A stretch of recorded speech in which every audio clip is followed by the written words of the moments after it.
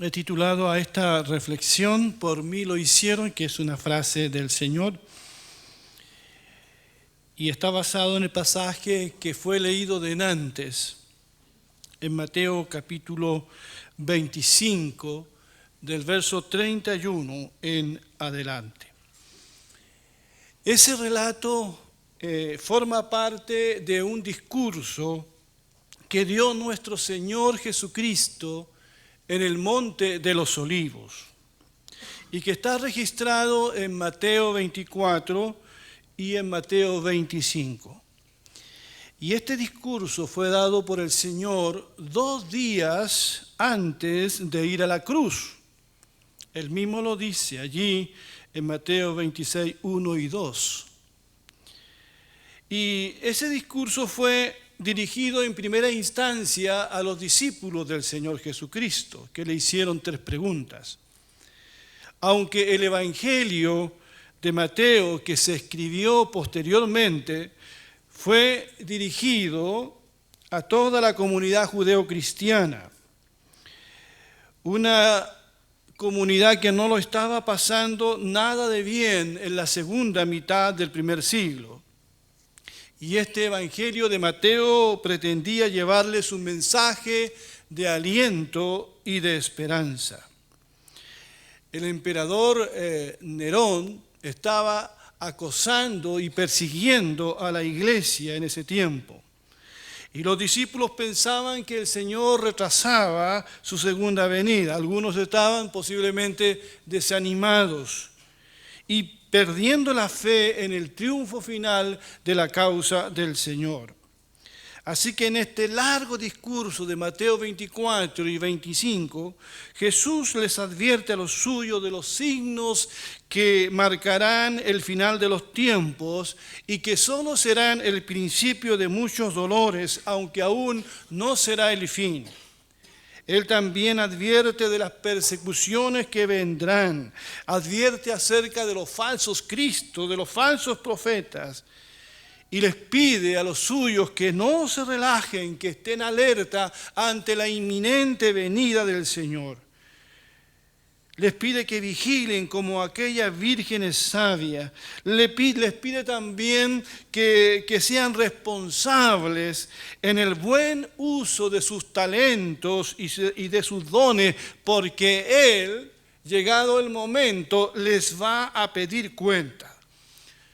Mateo los anima con las palabras del Señor, recordándoles también que Jesús de Nazaret es el Mesías y que Él volverá otra vez y que la historia de la redención tendrá realmente un buen final. Pero mientras llega ese momento, es necesario, dice Jesús en este largo discurso, es necesario vigilar, es necesario trabajar, es necesario hacer un buen uso de la vida, sirviendo especialmente al prójimo. Es necesario ayudar en la extensión del reino de Dios aquí en la tierra. La venida del Señor no es para cruzarse de brazos, es para trabajar el tiempo que nos queda aquí. Y así llegamos a este último discurso escatológico que leyó denantes Sergio. Y para sorpresa de él, usaré la Reina Valera.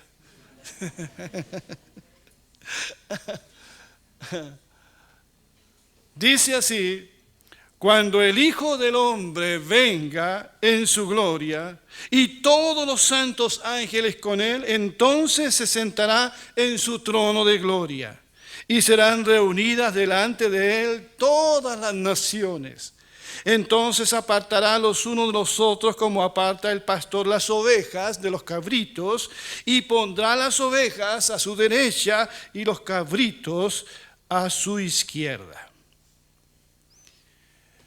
Los primeros versos de esta última parte del discurso de Jesús en el Monte de los Olivos realmente corresponden a la realidad. No es una parábola, es lo que va a ocurrir realmente. Es una descripción de la gloriosa segunda venida de Jesús. Ya antes, en el capítulo 24, verso 30, el Señor Jesús había dicho: entonces aparecerá la señal del Hijo del Hombre en el cielo, y todas las tribus de la tierra harán lamentación cuando vean al Hijo del Hombre venir sobre las nubes del cielo con poder y gran gloria. Todos los pasajes que anuncian la venida de Jesús lo hacen en términos muy parecidos. Dice que viene rodeado de gloria el Señor. También lo dice la Escritura, que vendrá con poder y autoridad. Nunca se habrá visto nada igual. La Biblia dice que la venida de Jesús hará temblar a las naciones. Muchos no querrán mirar, pero la Biblia dice que todo ojo le verá. Él viene a poner las cosas en su lugar. Él viene principalmente a juzgar. Viene con sus santos, viene con los ángeles y se sentará en su trono de gloria. El mismo que vino una vez como un indefenso niño en Belén, es el mismo que vendrá, pero rodeado de gloria, lleno de poder y autoridad. Vendrá como el juez de toda la tierra, de todo el universo, ante el cual cada nación y cada persona tendrá que dar cuenta. Y lo primero que hace aquí es separar a uno de otros. Separa a las ovejas de los cabritos. Separa al trigo de la cizaña. Porque el Señor tiene el conocimiento para hacer eso. Hasta el momento de su venida, el trigo como la cizaña han estado juntos, mezclados en este mundo, aún también mezclados en la iglesia visible, en las iglesias locales. Pero cuando Jesús regrese, Él hará la separación. A veces nosotros queremos hacer la separación. Pero el Señor nos advirtió y nos dijo: no quiten la cizaña, déjenla crecer junto al trigo, no vaya a ser que arranquen trigo y no cizaña. El Señor conoce quiénes son sus verdaderas ovejas. Y cuando ese día llegue, la Biblia dice que estaremos de un lado o estaremos de otro lado, no habrá término medio. ¿Seremos vírgenes sabias o seremos vírgenes imprudentes? ¿Seremos hallados mayordomos responsables que hicieron buen uso de los talentos que Él les dio, o seremos hallados administradores irresponsables? ¿Seremos ovejas o seremos hallados cabritos? ¿Seremos trigo o seremos cizaña? El Señor sabe distinguir entre una oveja y un lobo. El Señor nos pide a los pastores que protejamos a las iglesias de los lobos que se meten a veces. Pero a veces a uno se le pasa un lobo. Pero el Señor sabe distinguir entre una oveja y un cabrito. En este relato vemos que el Señor viene y separa. No condena, Él separa. Dice el Evangelio: porque no envió Dios a su Hijo al mundo para condenar al mundo, sino para que el mundo sea salvo por Él. El que en Él cree no es condenado, pero el que no cree ya ha sido condenado, porque no ha creído en el nombre del unigénito Hijo de Dios. El Señor separa, no condena. Es uno mismo el que se condena por no creer. Por no creer en la palabra del Señor. Entonces el rey dirá a los de su derecha, dirá: venid. Qué palabra más preciosa. Yo creo que elogio más grande que este no hay. Venid, benditos, les dice, benditos de mi Padre. Heredad el reino preparado para ustedes desde la fundación del mundo. Los llama benditos, bienaventurados, benditos con toda bendición espiritual. Poquito antes el Señor había dicho, buen siervo y fiel, sobre poco has sido fiel, sobre mucho te pondré. Pero aquí dice, venid, benditos de mi Padre. Yo no sé qué es lo mejor. Yo no sé si es mejor escuchar buen siervo y fiel o escuchar venid, benditos de mi Padre. Con estas palabras el Señor se dirige a sus reales ovejas, se dirige a esos hombres y mujeres que demostraron que tienen una fe que se hace real y visible en las obras que practican, porque la fe sin obra es muerta. Y el que viene se los hace saber.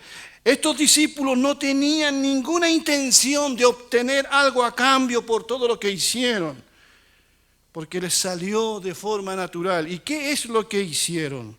Y el Señor aquí se los hace saber. Porque tuve hambre y me disteis de comer. Tuve sed y me disteis de beber. Fui forastero y me recogisteis. Estuve desnudo y me vestisteis.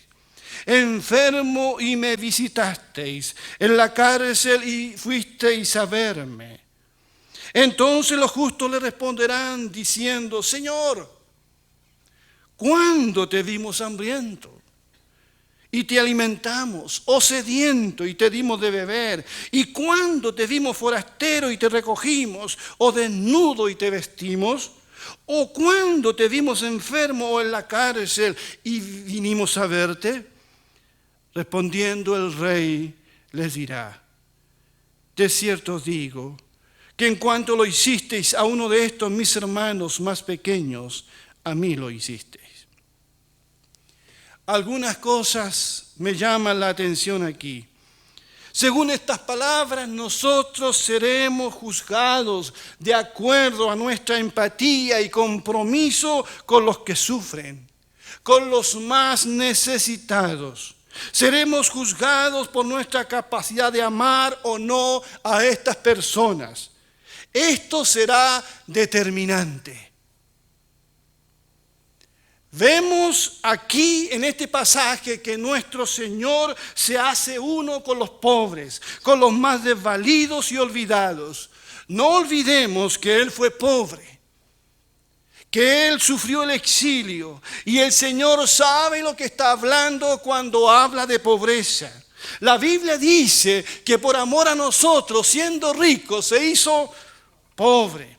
El Señor se identifica con cada uno de ellos al decir que mostrar un acto de misericordia a ellos es como mostrárselo a Él mismo. Ya en Mateo capítulo 10, Jesús había dicho, el que a vosotros recibe, a mí me recibe. Y después, más adelante dijo, y cualquiera que dé a uno de estos pequeñitos un vaso de agua fría solamente, por cuanto es discípulo, os digo que no perderá su recompensa.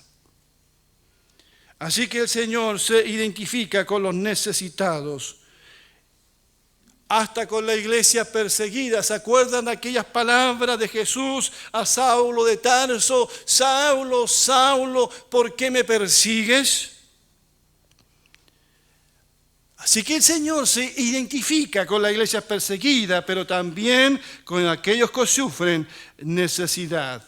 No que ellos sean Jesús, pero se identifica con ellos. Y ese amor,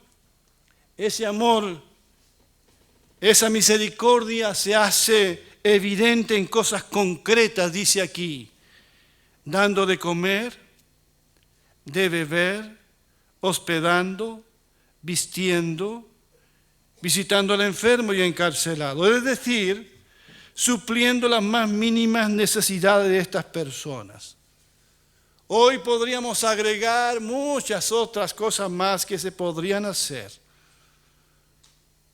Como escuchar, por ejemplo. Hay mucha gente que necesita ser escuchada, que lo único que quieren es un oído que los escuche. Quieren hablar, quieren ser escuchados. Otros necesitan una palabra de aliento. Ayudar a una persona discapacitada. Donar sangre. Ayudar a encontrarle trabajo a un padre de familia. Llevar una canasta de alimentos. En fin, los ejemplos podrían ser ilimitados. ¿Lo ven? No son cosas difíciles de hacer las que Jesús destaca aquí. Son cosas que todos podríamos hacer, que no cuestan mucho dinero, porque lo único que se requiere es voluntad y amar y ver a la manera de Jesús. Estas palabras del Señor debieran ser un desafío para todos nosotros en esta mañana. Hoy, en el mundo en el que vivimos, en el país en el que vivimos, le sacamos fotografía a la pobreza. Hacemos estudios y análisis, pero no hacemos las cosas sencillas que nos pide Jesús. Usamos a los pobres para encuestas y para obtener votos. A veces muchos cristianos nos ponemos en lugar de un juez y juzgamos por las condiciones de vida que está viviendo mucha gente, y en vez de ayudar, ¿verdad?, nos preguntamos por qué habrán hecho para llegar a la cárcel. ¿Qué habrán hecho para estar enfermos? ¿Qué habrán hecho para estar con SIDA? ¿Qué habrán hecho para vivir en situación de calle? Pero el Señor aquí no nos pide que nosotros juzguemos el porqué, sino que sencillamente ayudemos. Porque vaya que un sector de la iglesia evangélica que es buena para condenar. Somos expertos en eso. A esas personas que hemos visitado en la calle en estos días, quizás podríamos no ayudarles porque quizás, ¿por qué llegaron a esa situación de alcoholismo y abandono? Pero el Señor no nos manda a eso. Nos manda sencillamente a socorrerlos y ayudarlos. Doy gracias a Dios porque el Señor en este año nos ha estado moviendo a actos de misericordia. Por eso las hermanas no deben dejar de asistir al hogar de niñas. Debemos seguir ayudando con nuestra canasta a aquellos hermanos que lo necesitan. Gracias a Dios por el ministerio Semejantes, que está preparando su segundo banquete de Lucas. Gracias por los varones que están saliendo a visitar. Gracias por aquellos hermanos y hermanas que yo sé que a título personal, ¿verdad?, están asistiendo a personas en necesidad. Y este es el desafío de esta mañana, que como iglesia local podamos hacer lo que a nosotros nos corresponde. Hermanos y amigos, vamos a pasar una sola vez por este mundo. No vamos a pasar dos veces. Esta es la única vida que tenemos para hacer la voluntad de Dios, para hacer estos actos de misericordia, para ayudar a extender el reino de Dios en esta tierra, para llevar consuelo, una palabra de esperanza a aquellos que más lo necesitan. Esta es la única vida que tenemos. Yo ya cumplí 60 años, sé que me queda poco tiempo, y ese tiempo debemos invertirlo en mostrar estos actos de misericordia. La Biblia dice que el Señor está del lado de los que más necesitan. Tanto el Antiguo Testamento, usted ha escuchado el mensaje de los profetas mayores y menores.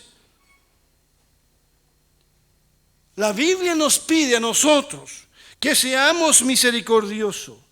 Porque todas las personas, aún esa persona más desvalida, esa persona que ya no sabe razonar, que ni siquiera quiere ir a vivir a un albergue que le ofrece el municipio, porque ha perdido la noción del tiempo, la noción de su vida, esa persona todavía es una persona y todavía tiene la imagen de Dios en su vida.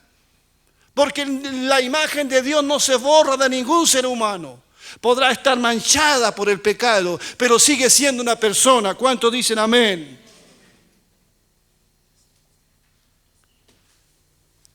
Y somos llamados nosotros a eso. Lo que llama la atención en este relato es que estas ovejas, estos discípulos que hicieron lo que tenían que hacer, no se hayan dado cuenta que acogieron y socorrieron al Señor. Entonces, los justos le responderán diciendo: Señor, ¿cuándo te vimos hambriento y te alimentamos? ¿O sediento y te dimos de beber? ¿O cuándo te vimos forastero y te recogimos? ¿O desnudo y te vestimos? ¿Cuándo? ¿O cuándo te vimos enfermo en la cárcel y fuimos a verte? Ellos no recuerdan haber visto a Jesús allí. Pero la respuesta del Señor los sorprende. De cierto os digo que en cuanto lo hiciste a uno de estos mis hermanos más pequeños, a mí lo hicisteis. Estos discípulos no estaban conscientes de que las buenas obras, no las buenas intenciones, estos gestos de amor y misericordia que mostraron a los más olvidados y postergados, era como hacérselo al Señor Jesucristo. O sea, no andaban buscando reconocimiento, lo hicieron porque les salió a hacerlo sencillamente. ¡Qué sorpresa recibieron estos discípulos! Hermanos, y esta debe ser nuestra mayor motivación. Esto que Jesús dice aquí: de cierto os digo que en cuanto lo hicisteis a uno de estos mis hermanos más pequeños, a mí lo hicisteis. En otra parte, Pablo dice que todas las cosas que nosotros hagamos, digamos, debemos hacerlas en el nombre del Señor. Todas las cosas. ¿Quiénes son estos hermanos míos más pequeños?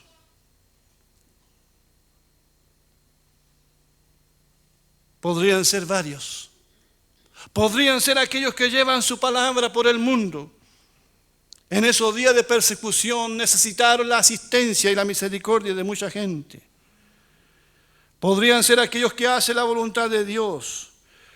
Podrían ser los niños, según Mateo 18, 5 al 6. Pero según este pasaje, también son los más postergados de la sociedad. En fin, todas las personas que están a orillas del camino, ¿verdad?, y que necesitan de la misericordia de todos nosotros. El Señor se identifica con cada uno de ellos.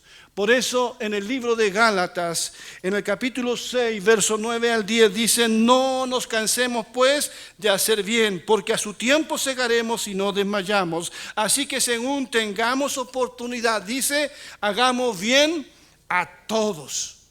Y mayormente a los de la familia de la fe, claro que sí, pero bien a todos. No mirando si son cristianos o no son cristianos, no mirando su condición, no mirando absolutamente nada, hacer el bien.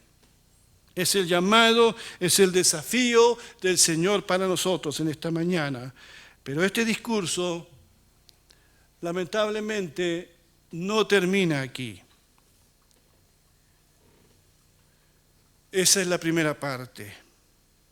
La segunda parte dice: entonces dirá también a los de la izquierda: apartaos de mí, malditos, al fuego eterno preparado para el diablo y sus ángeles.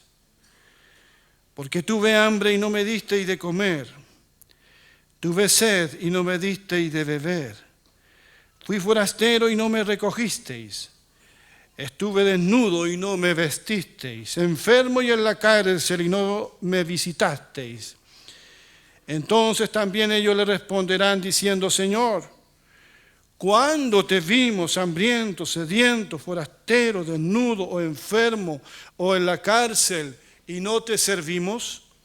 Entonces les responderá diciendo, de cierto digo que en cuanto no lo hicisteis a uno de estos pequeños, tampoco a mí lo hicisteis. Irán esto al castigo eterno y los justos a la vida eterna.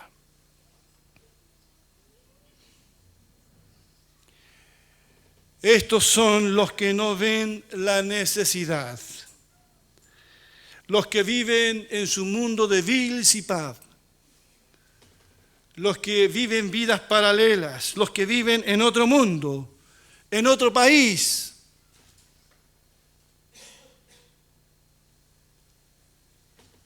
¿Cuándo te vimos hambriento? En la pregunta de estas personas. ¿Cuándo?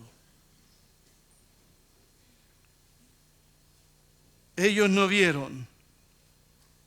Cuando uno lee el Evangelio, una de las cosas, y lo he dicho antes, una de las cosas que uno aprende es que aprende a ver como Jesús.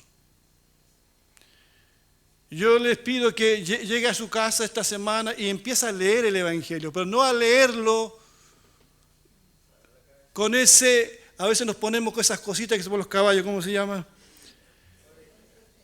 Lea el Evangelio como si nunca lo hubiese leído. Es difícil eso, porque estamos predispuestos en nuestra lectura al Evangelio. Lea el Evangelio como si nunca, olvídese de los comentarios bíblicos, olvídese de los apuntes que tiene en su Biblia al pie de página, no, el Evangelio. Sin comentario adicional, lea el Evangelio y descubra las cosas que Jesús veía y que los demás no veían. Lea el Evangelio como si fuera la primera vez y se va a sorprender. En el Evangelio Jesús nos enseña a ver, nos enseña a mirar lo que otros no quieren mirar. Él siempre se está deteniendo a mirar y la compasión lo consume.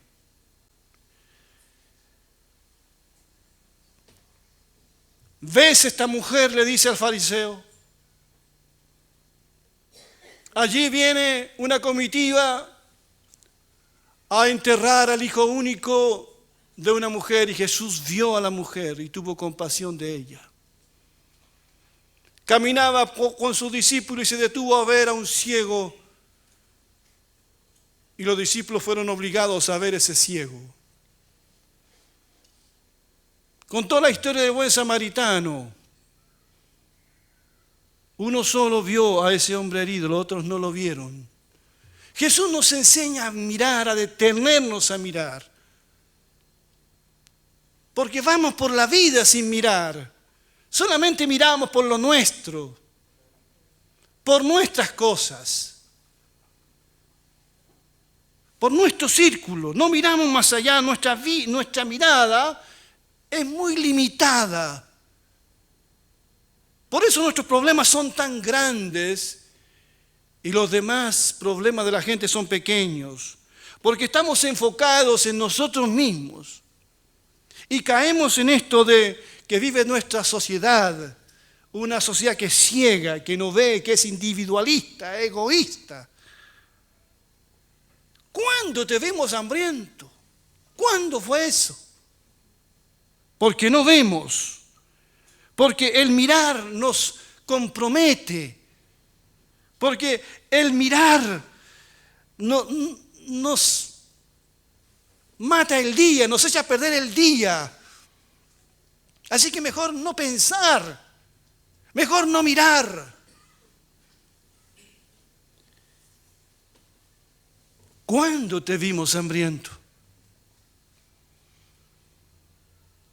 Una vez un hombre, Caín, que mató a su hermano, le hizo una pregunta a Dios: ¿soy yo guarda de mi hermano? El Señor responde que sí. Otro hombre le pregunta al Señor, ¿quién es mi prójimo? Jesús responde en esta historia, este es mi prójimo. Hermanos, quienes no muestran ninguna misericordia y que lamentablemente son demasiados en este mundo, recibirán, según este relato aquí, un duro castigo. Porque si hay algo que a Dios le ofende, es la falta de misericordia. El Señor dice, misericordia quiero y no sacrificio. Y los términos que usa aquí, por lo menos la Reina Valera, es apartaos, malditos, fuego y castigo eterno, con el diablo y sus ángeles. Estas son expresiones que debieran hacernos meditar y actuar. Muchas veces escuché este relato hasta la primera parte, o escuché predicaciones de este relato hasta la primera parte. Parece que la segunda parte nos hace pensar. Es como la historia del hijo pródigo, ¿verdad? Nunca contamos la historia del hermano mayor, porque ese hermano mayor nos representa a todos nosotros. Como que no queremos ver. Pero este relato no termina en la primera parte. Este relato termina diciendo cuál será el fin de aquellos que practican la justicia y la injusticia, de aquellos que muestran actos de misericordia y de aquellos que no muestran actos de misericordia.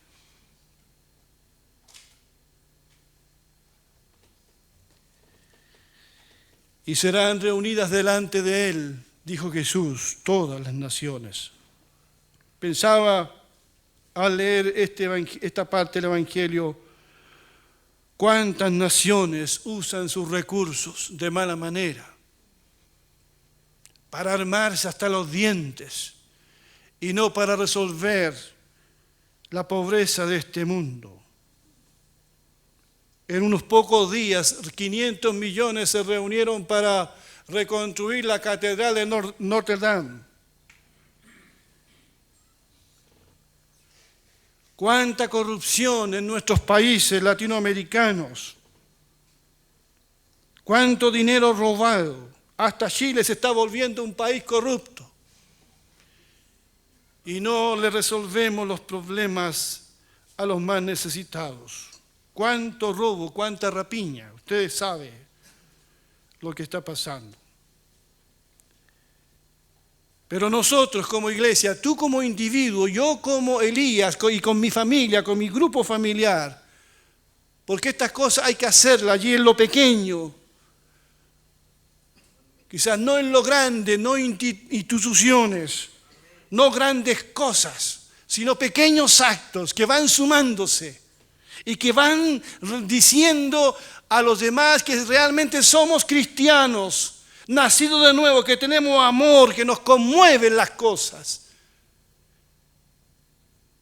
¿Vieron? El Señor no nos pide resolver la cesantía de toda la gente. No nos pide sanar al enfermo, sino visitar al enfermo.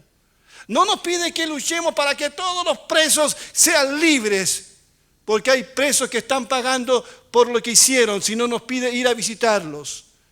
O sea, nos pide cosas que son sencillas de hacer. Sencillas de hacer. Así que nosotros somos llamados a hacer lo que tenemos que hacer.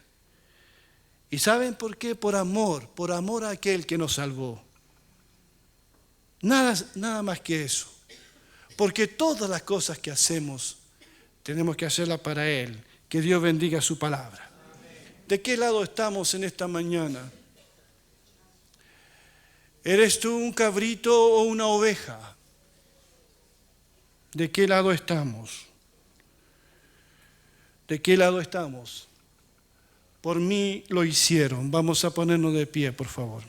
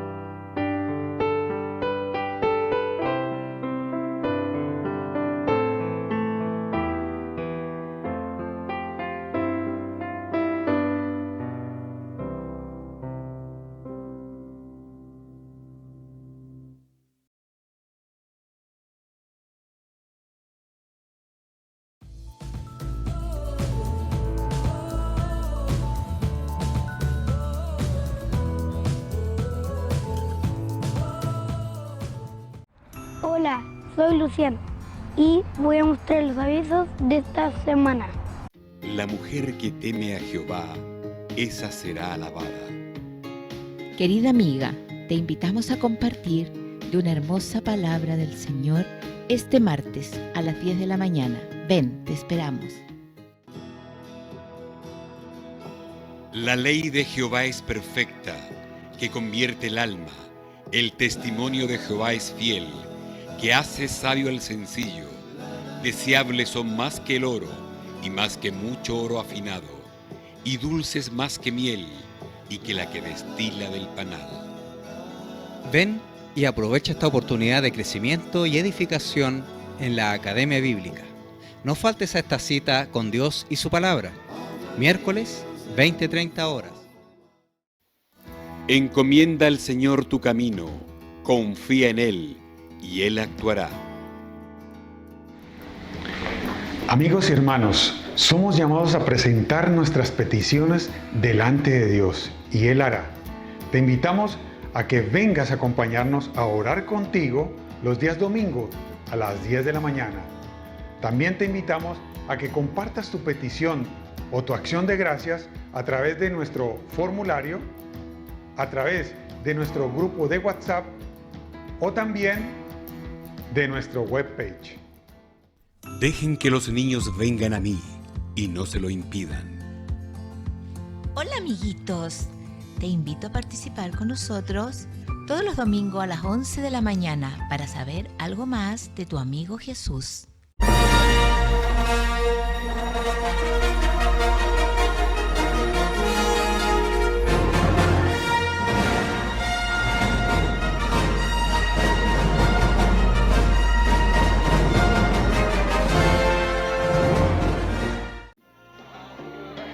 Sal deprisa por las plazas y los callejones del pueblo, y trae acá a los pobres, a los inválidos, a los cojos y a los ciegos.